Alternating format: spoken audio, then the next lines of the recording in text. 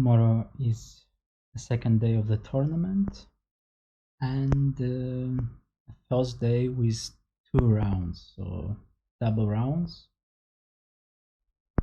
And like, this is one of the things that chess players hate, to play a morning round.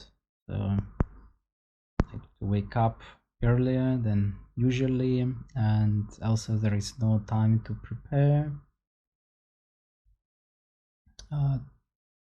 The pairing, I wouldn't say that it's like really good, since I play against another young boy, and he is underrated. He had a higher rating, even like 2 years ago was 2350. Now he's something like 2240 around. But I play with white, so of course I'm gonna beat him. And then it will be one more round with black. And actually it's a good thing that there will be almost no time between the rounds, so my opponent couldn't prepare. And since I will play black, it's something good for me. But of course first I need to win the first round, and then we see what next. Second round, and I played white against 18 years old boy. He is rated 2240, but like already a few years ago he has been to 2350 or even higher. So knight f3, and since I have qualified to the Russian super final, my plan was just to play something like knight f3 in almost all of the games, or something not principal. Also, yeah, like actually sometimes I play knight f3, sometimes I play c4, so it's not something unusual for me. So d5, g3, knight d7. There is such a line, and d4. Black's idea is to play e5, so that's why d4, and knight b6.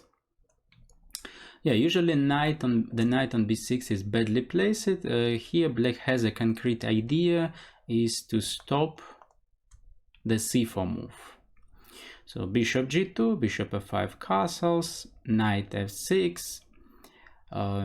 Maybe it was interesting to play knight h4 here, trying to grab the bishop. I started with knight d2, and he played h6. It's a typical move, let's say in case of e6, then maybe it's already knight h4 grabbing the bishop. So that's why black is preparing a square for the bishop. c4. Taking on c4 is not really an option for black. In this case, simply knight takes c4, knight takes c4, and queen a4, taking the knight, and with a better position for white. So that's why simply e6, knight e5, centralizing the knight and also creating a threat, probably c5 followed by c6. So that's why c6, queen b3, also kind of threatening c5, then attacking the b7 pawn. That's why queen c7. And here, like, I don't really like the move which I did. It was better to play something like a4. I played knight f3, allowing him to take on c4, takes, and now it's a typical move for black, not only in this pawn structure, but in many cases when white has his light squared bishop on g2. So bishop e4, bishop f4, bishop d6, bishop takes, queen takes d6, rook f d1, placing one of the rooks to the semi-open file. Other rook belongs to the c file. castles. But first I decided to play knight e5, bishop g2, king takes g2, queen d5. And here it was a morning round, and I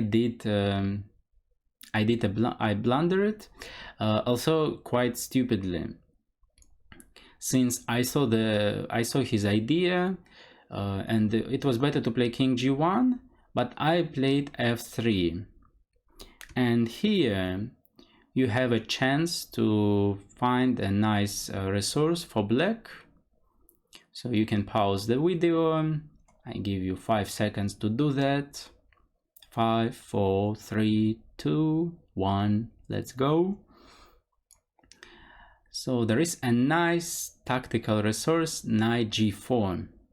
And the problem for me was that actually I saw this move and I was considering playing knight e5 in this position, but there I calculated that takes, queen d5, f3, and knight g4 is not an option here, since I just take on d5, knight e3, king f2, knight d5, and white has a better position than maybe just e4, rook d1, rook a to c1.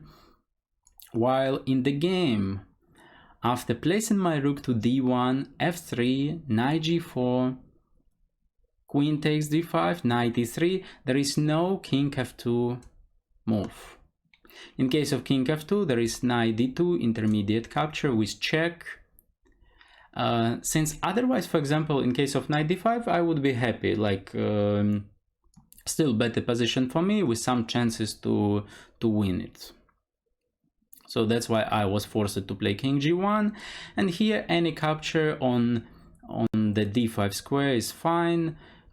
E takes d5, c takes d5, both are good. In the game it was c takes d5, while in case of e takes d5, rook d3, knight f5, it's important that black is going to place his knight to d6, the best square for the knight in the Carlsbad pawn structure, since one of the main ideas for white in the Carlsbad pawn structure is the minority attack b4, a4, and b5, and the knight is covering the b5 square, so for black it would be enough to play a6, just protecting the b5 square one more time.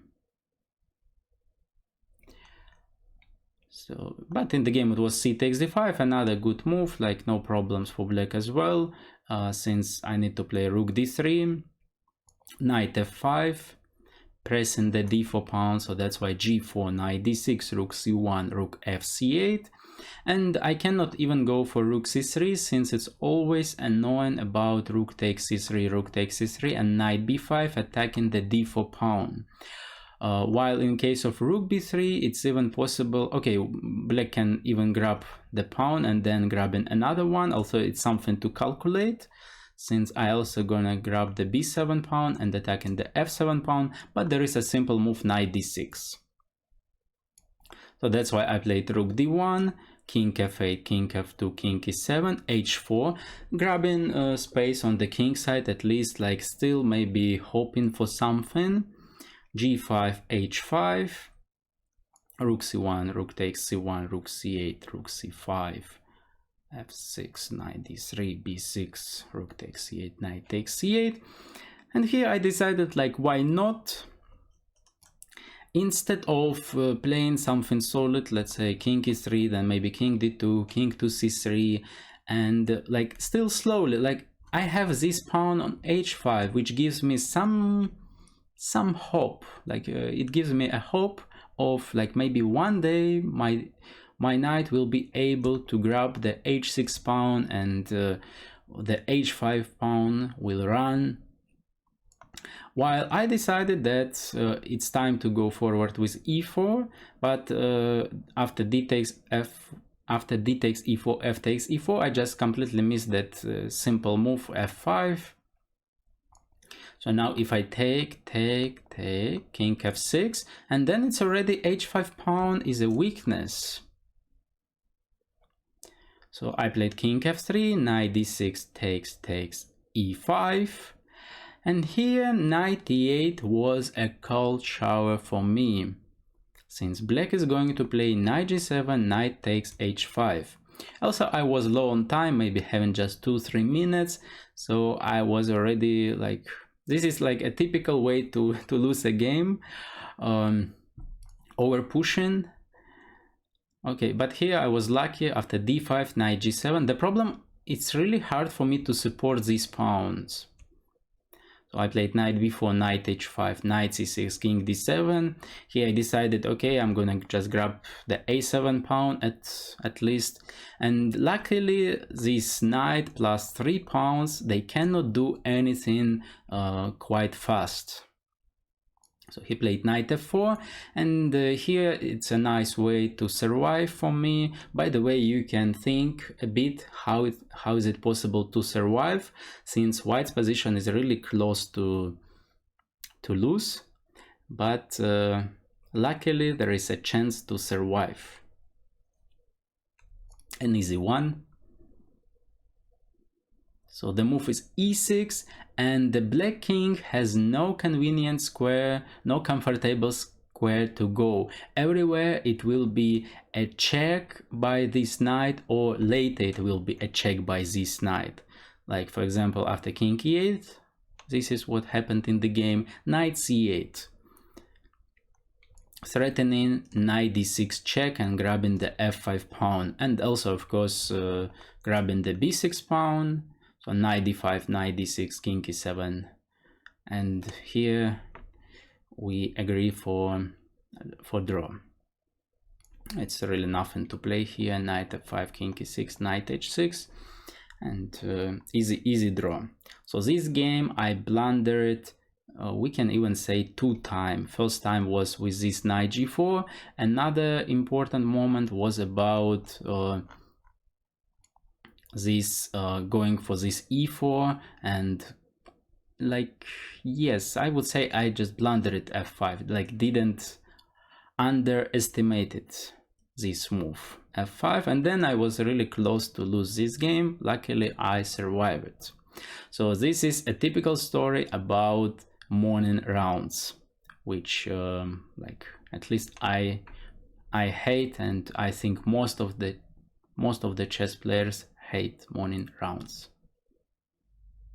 Well, what to say, all about morning rounds, and especially since I got sleep like maybe at 4 a.m, maybe even closer to 5 a.m, and waking up at 9:30, as I got a better position, but then blundered quite stupidly.